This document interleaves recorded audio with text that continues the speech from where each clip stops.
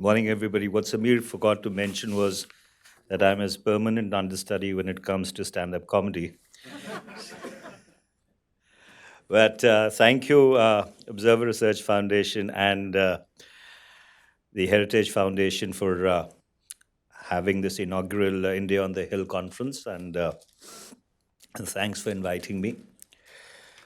Uh, it's difficult, really, to characterize the Indo US relationship, except possibly by using the analogy of a board marriage with has a few extramarital flings here and there. But, but on the whole, it's been a stable paradigm for the last almost a decade. But this is a story which did not start today.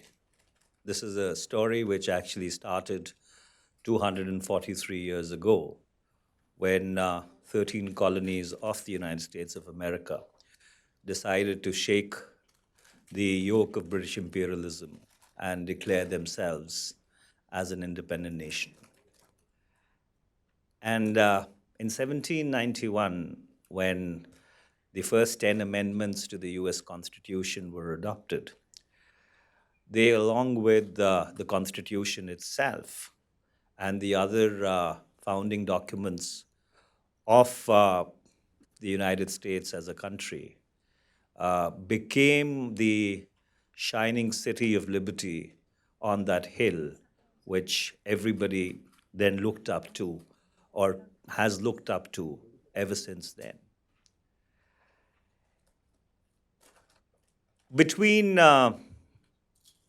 1776 and 1947, uh, the paths of the United States and India did not really intersect. The US was busy building a nation based upon the principles of exceptionalism. And India was in the process of possibly conceiving, conceptualizing, launching, and then succeeding in the first nonviolent struggle for independence, which the world at that time had possibly seen. But it was in 1941, briefly, when their paths intersected. And that was when President Roosevelt actually got Prime Minister Winston Churchill to agree to something very fundamental in the Atlantic Charter.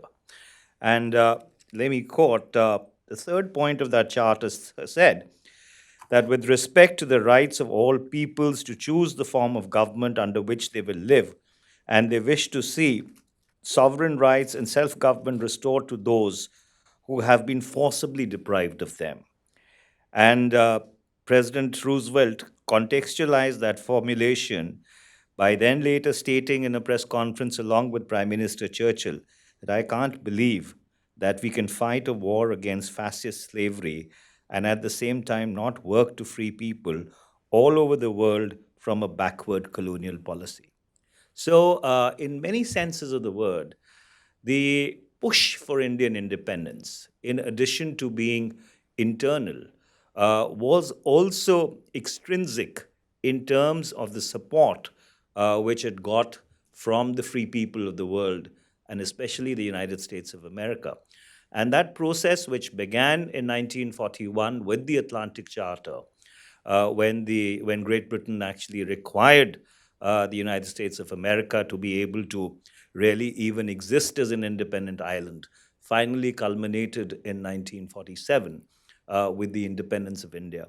And we remain grateful to the United States of America for that support, for that push, which not only helped India get its independence, but it also helped in a big way in the liberation of a large number of people across Asia, Africa, and Latin America who in the 50s and 60s were actually able to throw off the yoke of imperialism and colonialism and emerge as independent nations in their own right.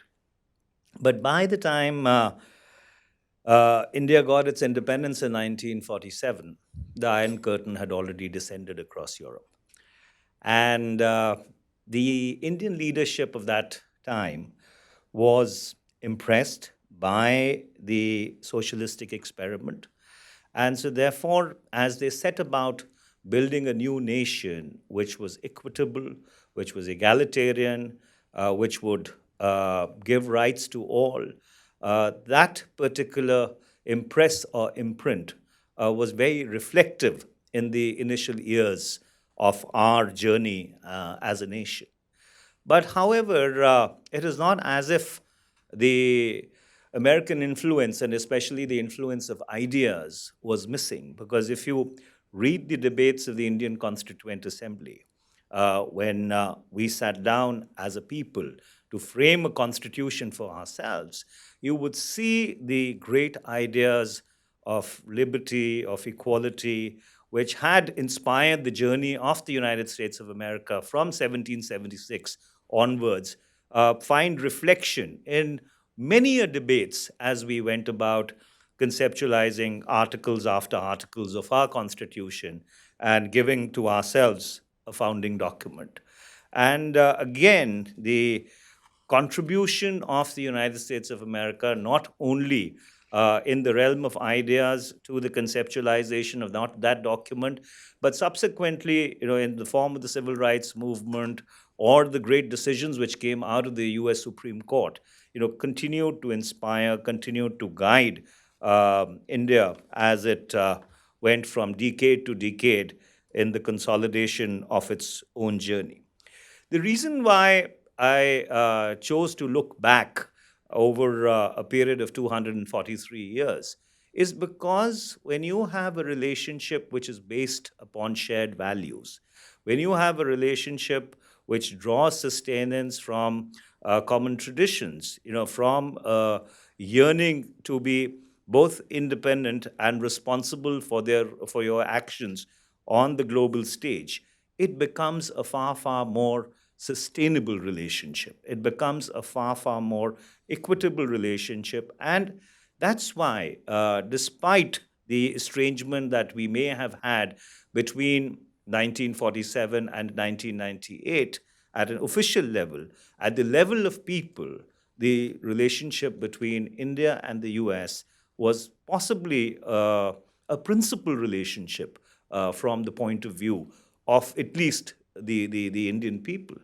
And in 1998, ironically, when the second nuclear test took place, that provided an impetus to both official India and to official Washington, D.C., to start re engaging and trying to understand each other better.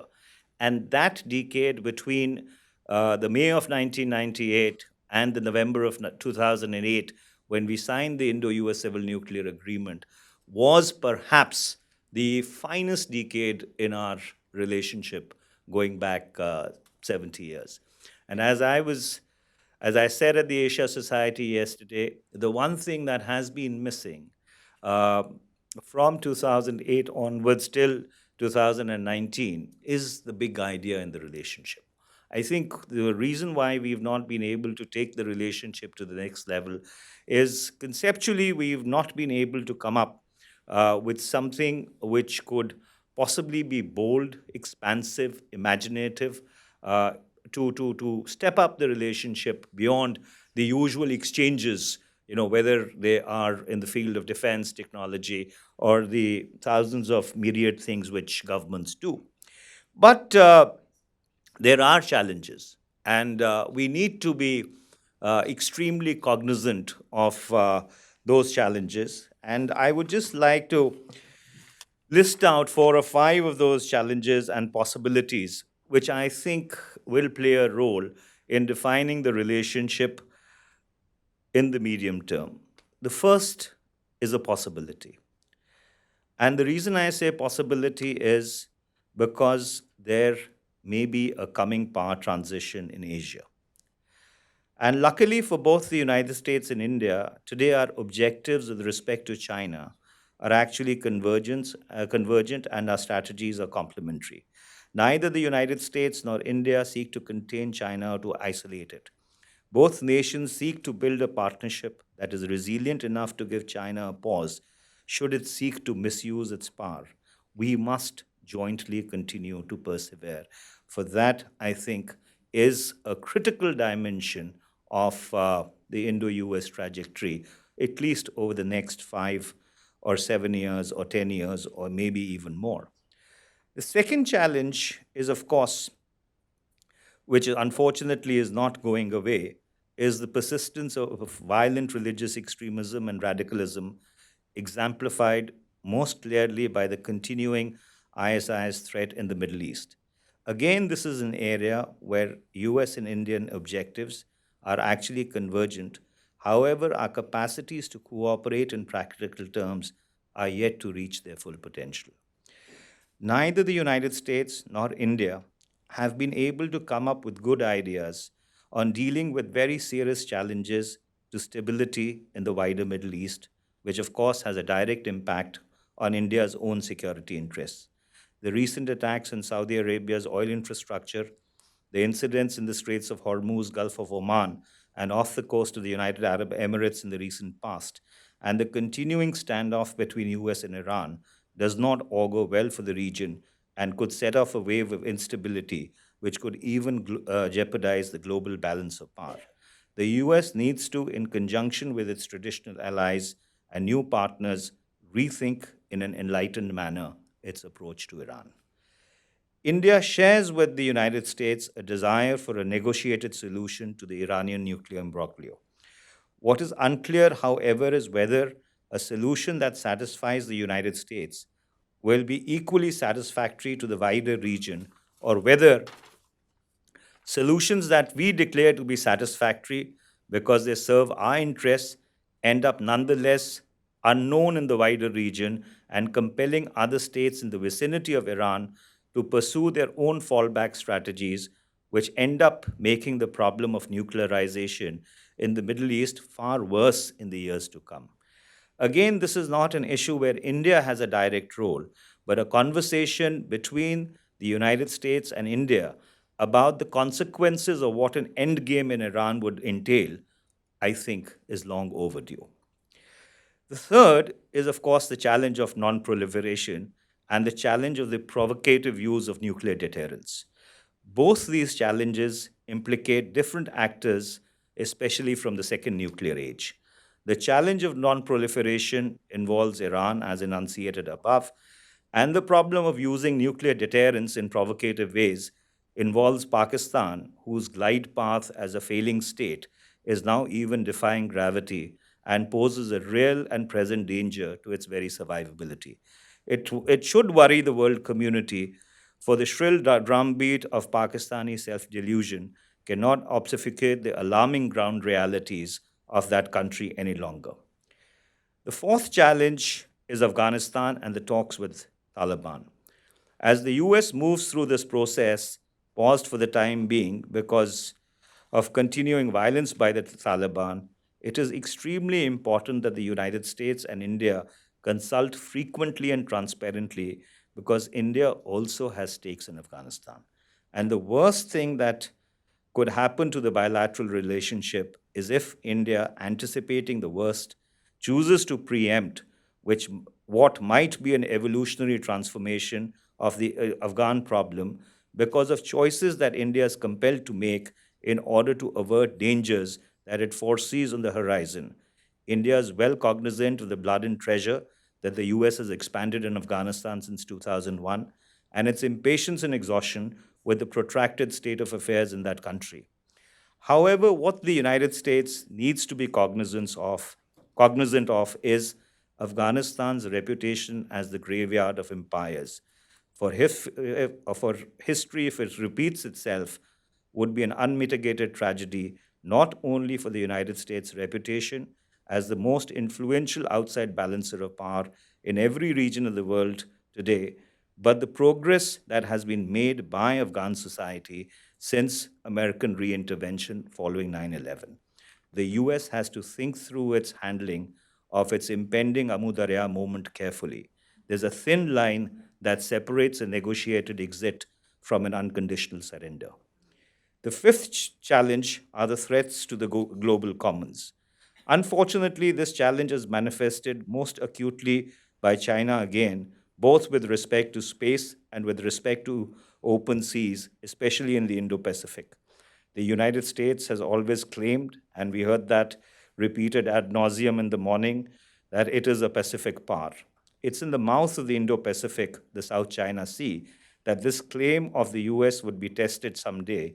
And here, India, as a counterweight, given its geographical position at the head of the Indian Ocean, would be a key ally. However, partnerships need to be strategic and not transactional. In the geopolitical arena. If relationships, as Mr. Sanjay Joshi rightly pointed out, are going to be calculated in terms of bottom lines alone, then the larger picture tends to get blurred, compelling converging partners to re energize more time tested relationships. It would, of course, be important to underscore here that parallel relationships are indeed the essence of strategic autonomy, which has been the cornerstone of Indian foreign policy going back to 1947. The sixth challenge is that the United States is making major shifts in its global economic strategy, moving from the multilateral trading regime that the US built in the post war period to new partial free trade agreements. As the United States thinks of its own relationship with the global trading system, the idea of how the two countries can reconcile their bilateral strategies, both with respect to their own mutual trade and with respect to trade with with third parties, I think remains an issue that is worthy of an extended discussion. There is optimism about some minor progress on some elements of the trade deadlock, but that should not detract from a more focused conversation on the conceptual contours of what the gutting of the existing trade architecture would really imply and the consequences that it would have for the world. Let me end by just saying that the strategic challenges that I have identified or which were outlined in in the morning are not challenges that are going to disappear anytime soon. Their very complexity would compel us to find more platforms like the current conference to work together, for only by engaging, and further engaging can we surmount the hazard of becoming estranged democracies again. May I thank the Observer Research Foundation and the Heritage Foundation once again for convening this conference, and I do hope this would become an annual event in their calendars, which would bring people and policymakers and the policy community from both countries onto a common platform for a day and a half to think through issues of mutual and common concern. Thank you very much.